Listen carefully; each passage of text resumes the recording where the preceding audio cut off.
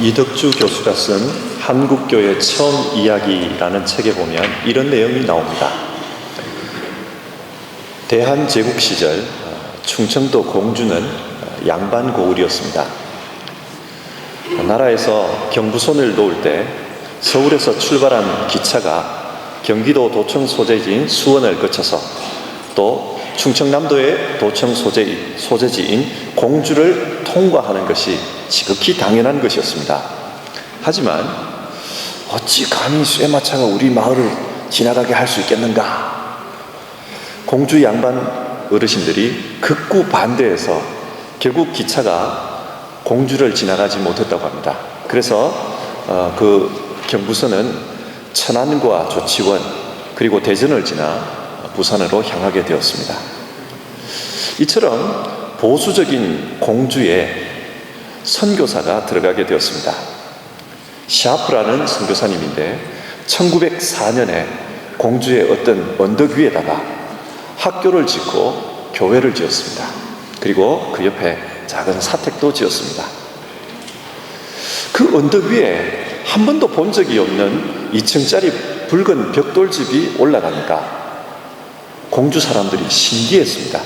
그래서 사람들이 그 공사 현장을 자주 와서 보고 갔습니다.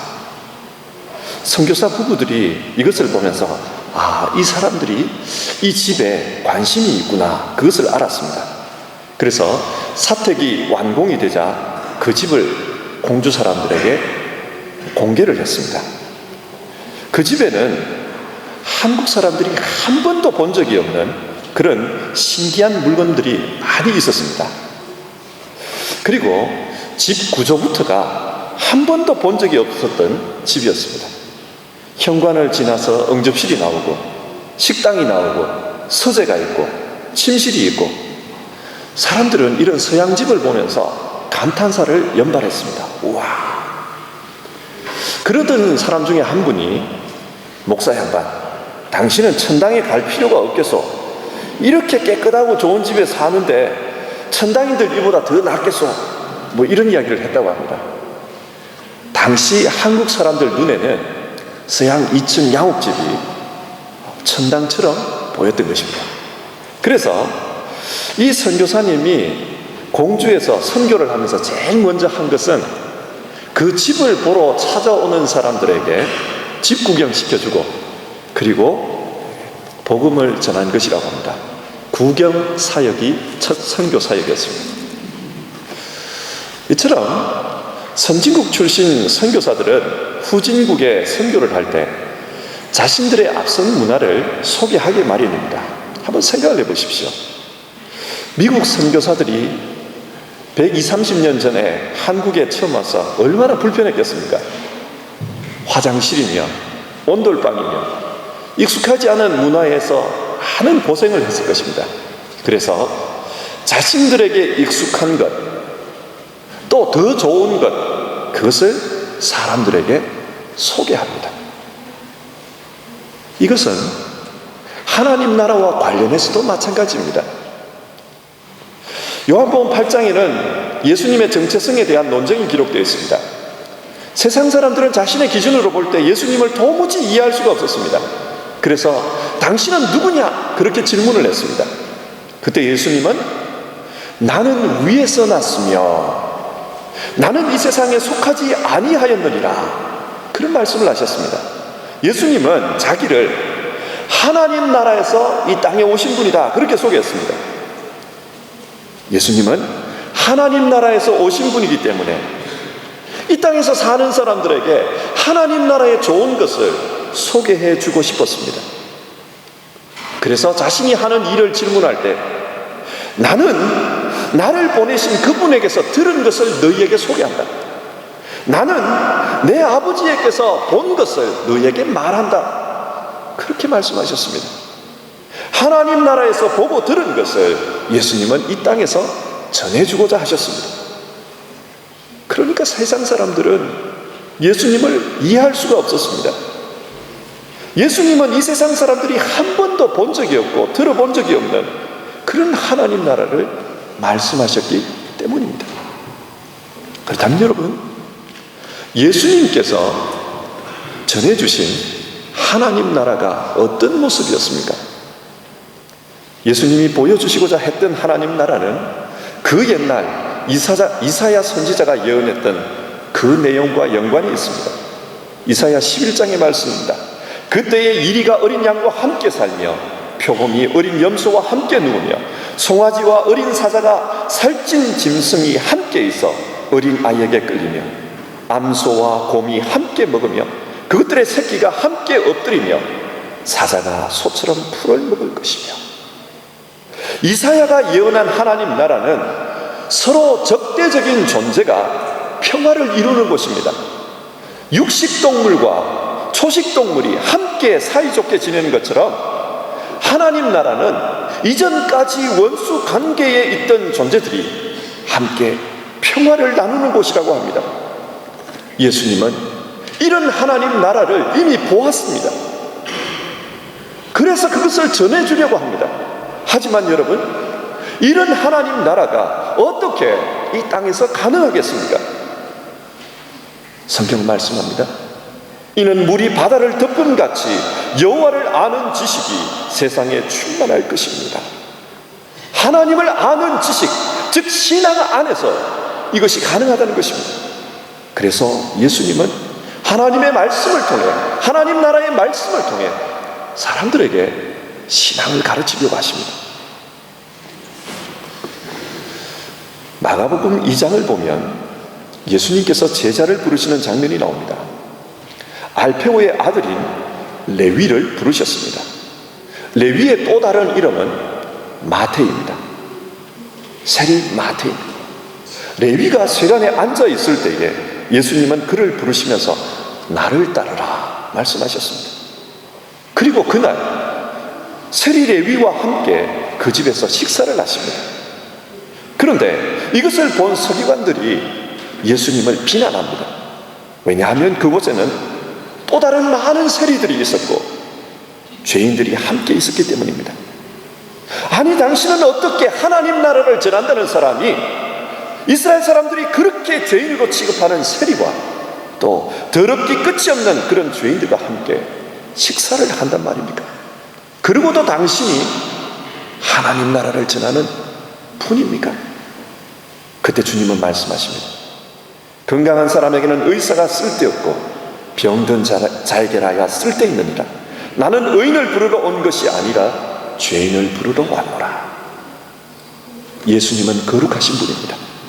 그런데 그 거룩하신 분께서 왜 죄인들과 함께 교제하며 식탁을 같이 하십니까? 예수님은 이 행동을 통해 하나님 나라의 모습을 보여주고자 하신 것입니다. 양이 이리와 함께 먹듯이 주님은 죄인들과 함께 그렇게 먹으셨습니다. 그렇다면 주님이 이 땅에서 하나님 나라를 보여주려고 욕먹으면서 그렇게 애쓰시는 이유가 어디에 있습니까? 하나님이 그것을 원하시기 때문입니다. 탕자의 비유에 따르면 하나님은 자신을 떠나버린 그 아들을 기다리고 있는 아버지로 비유되고 있습니다. 예수님은 하나님 나라에서 이런 모습을 보았던 것입니다. 아버지 하나님이 무엇을 원하시는지 또 어떻게 기다리고 계시는지 주님은 그것을 보았습니다. 그 간절함을, 아버지의 간절함을 보았던 것입니다. 하나님은 사람들과 마치 부모와 자식과 같이 그렇게 화목하게 지내기를 소원하고 계셨던 것입니다. 그래서 주님은, 이런 하나님의 모습을 보신 주님은 하나님의 그 소원을 이루시기 위해서 하나님을 떠나버린 죄인들을 찾아가십니다. 마치 잃어버린 양을 찾듯이 그렇게 찾고자 하셨습니다. 근데 여러분, 이런 예수님의 모습을 본 당시 사람들의 반응이 어떠했습니까? 예수님은 마태복음 11장에서 당시 사람들의 반응을 이렇게 말씀하십니다. 세 번역으로 읽어보겠습니다. 이 세대를 무엇에 비길까? 마치 아이들이 장터에 앉아서 다른 아이들에게 이렇게 말하는 것과 같다. 우리가 너희에게 피리를 불어도 너희는 춤을 추지 않았고 우리가 곡을 해도 너희는 울지 않았다. 요한이 와서 먹지도 않고 마시지도 않았다. 그러니까 사람들이 말하기를 그는 귀신이 들렸다 하고, 인자는 와서 먹기도 하고 마시기도 하니 그들이 말하기를 보아라, 저 사람은 마구 먹어대는 자요 포도주를 마시는 자요 세리와 죄인들의 친구다 하더라. 사람들은 예수님을 이해하지 못했습니다. 하나님의 소원을 위해 하신 그 일들을 이해하지 못했습니다. 아니, 때로는 관심이 없었습니다. 때로는 죄인들의 친구다, 귀신이 들려서 그렇다, 혹독한 비판을 했습니다. 주님을 거부했습니다. 이러는 상황 속에서 예수님은 어떤 선택을 하십니까? 십자가에 달리십니다. 하나님의 소원을 위해 사람들이 알든지 모르든지 간에 잃어버린 사람들을 찾기 위해 십자가에서 화목제물로 죽으셨습니다. 그래서 하나님과 인간 사이에 막힌 담을 허물고 하나님의 소원, 그 화목을 이루고자 하셨습니다. 바울 사도는 이런 예수님의 사역을 다음과 같이 평가합니다. 하늘에 있는 것이나 땅에 있는 것이 다 그리스도 안에서 통일되게 하려 하심이라. 하나님의 뜻을 위해 통일되게 하고자 하셨다. 또 고린도후서 5장에서는 예수님은 이 땅에 하나님 나라를 보여주기 위해 화해자로서 사명을 감당하셨다. 사도 바울은 그렇게 평가합니다. 예수님을 통해 드러난 하나님의 나라는 화해의 모습이고 하나 되어 함께하는 모습이었습니다. 오늘은 우리 교회 창립 20주년 기념 주일입니다. 그래서 생각해 봅니다. 교회는 이 땅에서 무슨 일을 해야 하겠습니까? 주님이 하신 그 일을 해야 합니다. 주님은 이 땅에서 하나님 나라의 모습을 전해주고자 하셨습니다. 그러므로 교회 역시 하나님 나라의 모습을 전해야 합니다. 신앙 안에서 평화, 화목, 하나됨, 즉 하나님의 소원인 코이노니아를 보여주어야 합니다. 저는 가끔씩 사람들이 교회에 오는 이유가 어디에 있을까? 그것을 생각해 봅니다. 어쩌면 지금 살고 있는 세상이 너무 힘들기 때문에 교회에 온다고 생각합니다. 세상이 하나님 나라가 아니기 때문에 천국을 찾아 교회로 발걸음을 옮깁니다. 세상은 지금 무한 경쟁 중에 있습니다. 경쟁이라는 것은 사실 룰이 있는 싸움입니다. 싸움이라는 것은 룰이 있든지 없든지 간에 힘든 것입니다. 그래서 상대방과 싸우기 위해 자기의 힘을 키우고 힘을 키우기 위해 때로는 줄 세우기도 하고 그럽니다. 사람들은 이런 세상에 지쳐 있습니다. 그래서 쉼을 찾아 교회에 나옵니다. 세상에서 누릴 수 없는 마음의 평화를 얻기 위해 교회에 옵니다. 사람들이 교회에 오는 이유는 세상의 머리 아픈 현실을 교회에서도 보기 위해 오는 것이 절대 아닙니다. 그러므로 교회는 세상과 달라야 합니다. 세상에서 하는 모습을 교회가 보여주어서는 안 됩니다. 그러면 교회가 하나님 나라의 모습을 보여주기 위해 어떻게 해야 한다고 합니까? 바울 사도는 오늘 우리가 읽은 신약 본문에서 이렇게 권면합니다. 모든 겸손과 온유로 하고 오래 참음으로 사랑 가운데서 서로 용납하라. 먼저 겸손과 온유함으로 서로를 깍듯이 대하라고 합니다. 여기서 겸손, 타페이노 프로시네라는 이 단어는 마음을 낮춘다, 다른 사람의 가치를 겸허하게 인정한다, 그런 의미입니다. 경쟁 사회에서는 자기를 높이고 남을 낮추려고 합니다. 그래서 자기를 돋보이려고 합니다. 하지만 교회는 겸손히 자기를 낮추고 남의 가치를 높여서 인정해 준다는 것입니다. 그렇게 해야 하나가 될 수 있다. 또 2절에 나오는 온유는 헬라어로 프로베테스라는 단어인데, 이 단어는 동양의 중용 개념과 유사합니다. 사람이 너무 자기를 드러내면 교만해 보입니다. 하지만 자기를 너무 낮추기만 하면 때로는 비굴해 보입니다. 그래서 바울 사도는 겸손하라고 말한 다음에 온유하라, 자기의 힘을 조절함으로써 드러나는 그런 부드러움, 그것이 바로 온유입니다. 너는 지나치지도 말고 덜하지도 말고 하나님 앞에서 온유하라. 사람 앞에서 자기 권리를 주장하지 말고 부드러운 마음으로 상대방을 대하라. 그럴 때에 공동체는 하나가 될 수 있다. 그렇게 가르칩니다. 또 공동체가 하나 되기 위해서 어떻게 하라고 합니까? 오래 참으며 사랑으로 서로 용납하라. 그렇게 말씀합니다. 사람들이 평화롭게 공존하기 위해서는 서로 인정하고 또 관용하는 마음이 있어야 합니다. 바울은 우리가 이렇게 해야 하는 이유가 우리를 자녀 삼으신 하나님이 한 분이시고 교회도 성령도 한 분이시고 또 우리가 가지고 있는 믿음도 하나이고 우리의 소망도 하나이기 때문에 교회는 하나여야 한다. 그렇게 말씀합니다. 교회는 천국의 그림을 보여주어야 합니다.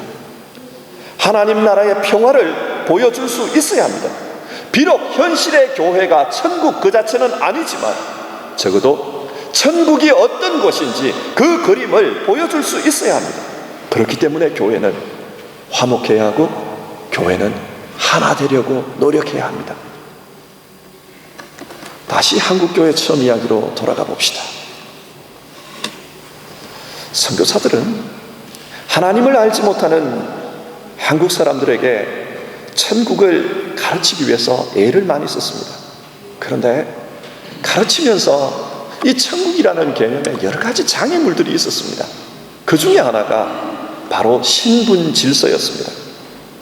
양반과 쌍놈, 반상의 질서가 엄격했던 19세기 말에는 천민들이 양반과 한자리에 함께 있을 수가 없었습니다. 특별히 백정들은 천민 중에서도 천민이었습니다. 당시 백정은 나라에서 호적조차 해주지 않았습니다.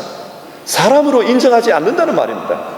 따라서 백정은 아무리 나이가 많아도 어른 대접을 받지 못했습니다. 뿐만 아니라 백정은 사람이 아니니까 양반들이 사는 그런 마을에서 같이 살 수가 없어서 자기들끼리 집단 촌락을 이루어 살았다고 합니다. 1895년 서울의 관운동 부근에 백정마을이 있었습니다. 이 백정마을에 박성춘이라는 사람이 있었는데 이 사람은 중병에 걸려서 더 이상 삶에 희망이 없는 분이었습니다. 당시 미국 북장로교회 소속의 선교사 무어라는 사람이 예수교 학당이라는 것을 운영하고 있었습니다. 그 학당에 박성춘의 아들인 봉출이라는 사람이 학생으로 있었습니다. 무어 선교사는 이 봉출이를 통해서 박성춘의 사정을 전해 듣게 됩니다. 들어보니까 너무 안타까웠습니다. 그래서 자신의 친구인 에비슨에게 부탁을 합니다. 이 에비슨 선교사는 그 당시에 고종임금의 담당 의사로 궁궐에 출입하던 사람이었습니다. 이 에비슨 선교사가 가서 박성춘을 치료해 주었습니다. 박성춘에게 무어 선교사와 에비슨 선교사의 행동은 그야말로 하나님의 은총이었습니다. 사람 취급을 받지 못하는 자기에게 임금님의 담당 의사가 찾아와서 치료를 해주니까 이거는 하늘의 은총이 따로 있는 게 아니었습니다. 박성춘은 이 은혜를 어떻게 하면 갚을까 그런 생각을 했다고 합니다. 그러다가 무어 선교사가 목회하고 있는 그 교회에 출석을 해야 되겠다 결심을 하고는 그 교회를 찾아갔습니다. 그런데 문제는 이 교회가 양반들이 모이는 양반교회라는 사실에 있습니다. 양반교회에 백정인 박성춘이 나타난 것입니다. 그러자 양반교인들이 무어 선교사에게 따지며 질문합니다. 어떻게 우리가 백정과 함께 신앙생활을 할 수가 있습니까? 당장에 내쫓으십시오. 그렇게 요구를 했습니다. 하지만 무어 선교사는 하나님 나라는 그런 게 아닙니다. 하나님 나라에서는 모든 사람이 평등합니다. 그러면서 이 양반 교인들의 요구를 일축해 버렸습니다. 그러자 양반들은 무어 선교사가 못마땅해서 따로 뛰쳐나가서 교회를 세웠습니다. 이것을 본 박성춘은 미안하기도 하고 또 오기가 생기기도 했다고 합니다. 그래서 이 교회를 더 열심히 다니고 더 열심히 봉사를 했습니다. 그러면서 이 박성춘은 백정으로 태어나서 사람 대접을 못 받고 살아온 우리에게 사람 대접해주는 교회가 있다, 사람들에게 그렇게 전도를 했습니다. 주변의 백정들에게 그렇게 전도를 하니까 서울 부근의 백정들이 다 그 교회로 몰려왔다고 합니다. 그러니까 그 교회에 큰 부흥이 일어났습니다. 하지만 뛰쳐나갔던 양반교회는 양반들끼리 모여서 이렇게 있으니까, 또 인도해 줄 선교사도 없으니까 교회가 힘들어졌습니다. 전도가 안 됩니다. 그래서 결국 3년 후에 그분들이 다시 이 교회로 돌아오게 되었다고 합니다. 돌아와 보니까 이 교회는 이미 백정들이 대세를 이루고 있었습니다. 그리고 그 교회에서 처음으로 장로를 뽑는 선거를 했습니다. 여러분, 어떻게 되었을까요? 양반 출신 후보들을 다 제치고 이 박성춘 씨가 초대 장로로 선출이 되었습니다. 그런데 이 박성춘 씨가 그 다음에 어떻게 되신지 아십니까? 이 박 장로는요, 훗날 정부를 상대로 해서 백정 차별 정책 철퇴타는 운동을 했다고 합니다. 그래서 유명한 사회 인사가 되었다고 합니다. 심지어는 독립협회가 주최하는 만민공동의회의 시민 대표가 되어서 그 수많은 유식한 사람들 앞에서 연설을 하기까지 했다고 합니다. 하나님 나라에서 한 사람이 어떻게 달라질 수 있나, 그것을 보여주는 사건입니다. 여러분, 교회가 무엇입니까? 교회는 하나님 나라를 보여주는 곳입니다. 그래서 모든 사람이 성령 안에서 하나가 될 수 있는 곳입니다. 너희는 평안에 매는 줄로 성령이 하나 되게 하신 것을 힘써 지키라. 이 성령 안에서 낮은 자는 높아지고 높은 자는 낮아지는 그런 역사가 나타납니다. 그래서 모두 다 하나님의 자녀로 하나 될 수 있게 하십니다. 이 예배가 끝나면 우리는 함께 참여하는 음악회로 모일 것입니다. 저는 음악을 잘 모릅니다. 그러나 음악은 서로 다른 소리가 연결되어 멜로디를 만듭니다. 서로 다른 소리가 하나가 되어서 화음을 이룹니다. 그래서 음악은 서로 다른 것이 하나를 이루는 천국의 모습을 담고 있는 상징입니다. 오늘의 찬양을 통해 앞으로 우리 교회가 어떤 모습이 되어야 할지 우리가 한번 몸으로 느껴왔으면 좋겠습니다.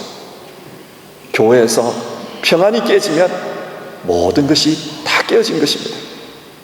교회가 하나됨의 하나님 나라를 보여주지 못하면 아무리 많은 일을 해도 아무 일도 못한 것입니다. 평화, 하나됨, 서로 화목한 것이 이 세상에서 보여주어야 할 교회의 모습입니다. 오늘 함께 찬양하며 우리가 앞으로 중요하게 해야 할 일이 무엇인지를 생각하고 그 일을 위해서 우리 함께 나아가도록 합시다. 기도하겠습니다. 하나님, 교회 창립 20주년 기념 예배를 드리게 해주신 것을 감사드립니다. 지금까지 함께 해주시고 인도해 주셔서 여기까지 왔습니다. 앞으로도 하나님의 인도 속에 주님의 뜻을 따라 나아가기를 원합니다. 오늘 말씀을 통해 하나님의 나라는 평화의 공동체요, 화목의 공동체요, 성령 안에서 하나 되는 코이노니아의 공동체라는 것을 살펴보았습니다. 그러므로 교회는 이 하나님 나라를 이 땅에 보여줄 수 있는 곳이어야 한다, 그렇게 말씀을 나누었습니다. 주님, 정말 하나님 나라를 드러내는 교회 될 수 있도록 우리를 인도해 주시옵소서. 모든 성도들이 겸손과 온유로 또 오래 참음과 사랑으로 서로 용납하며 하나 되는 교회 되게 해 주시옵소서. 예수님의 이름으로 기도드립니다. 아멘. 이 시간